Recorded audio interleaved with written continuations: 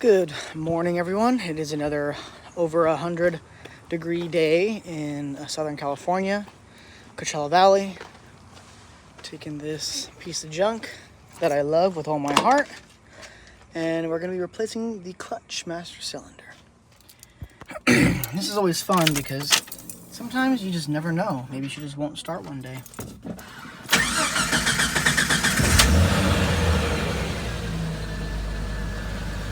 Thank the Lord.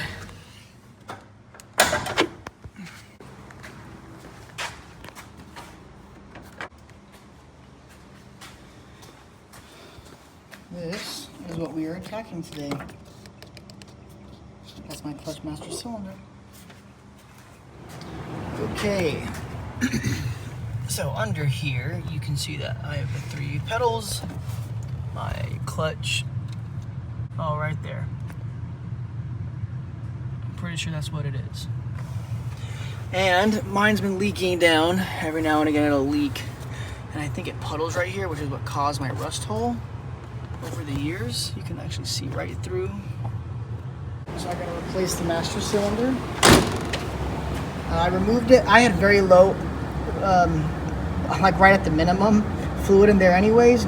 That's how I kind of knew and started that I need to get all that stuff out of there. So I don't have any of those fancy like little pumpers, little things that can siphon that out. I siphon it all out, so I just stuffed a couple of paper towels in there, get out as much as I can, because I don't want that to, you can obviously see in there, it's been eating away at the paint and at the metal over the years.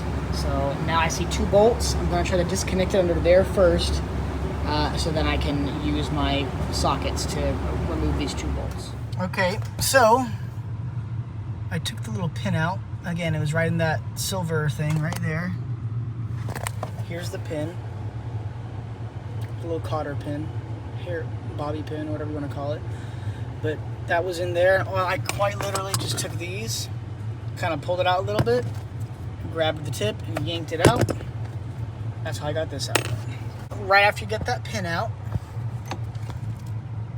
just pushed, so like this guy right here has a hole in it, and that went on this, and this was like a little cruddy plastic washer that was in there in between, and then once it was pushed all the way on there, we had the pin that held it together, or that slid in there so that the silver piece would not get disconnected. But now it is disconnected. See, it's not connected to anything now. It's completely loose. Geez, I have a rat's nest of wires up here, but it's completely loose now. So now that it's disconnected, we can technically undo the 2 bolts in the engine bay and slide this boy out. All right, well, kind of had a setback because the master cylinder that I just showed you was not the right one, because the little line was in the wrong spot. So I'll have to return that one. Then I went to the store and I got this one instead, one that actually will fit. All right, I took a 7/16 wrench to get this little nut out of here. So once I get rid of that line, I can actually get in there to remove that nut. And once I remove that one, maybe I can get to that bottom one. Okay, I was able to get it out, but I needed help with holding one of the bolts, because there was a nut and a bolt, obviously, and whenever I tried turning it just from inside the engine bay, the bolt itself would turn, so one of us had to hold it on this side, but the other guy cranked it, and I finally got it out. Pretty cruddy.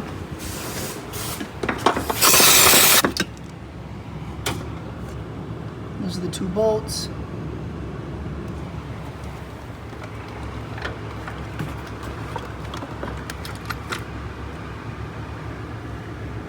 I'm probably gonna have to hold both of the bolts back.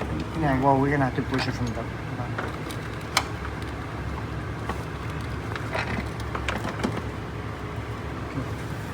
So go inside and push the bolt from the other side.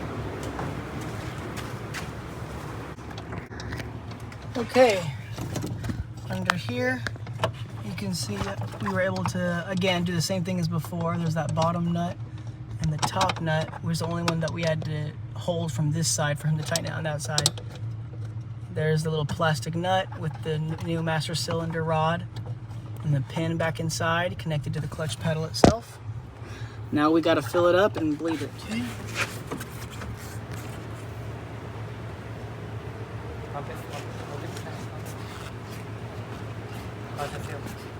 Pretty good. Hold on, let me see.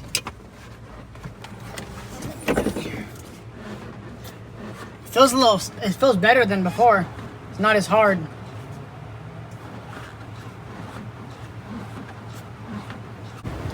All right, guys, that is it for today.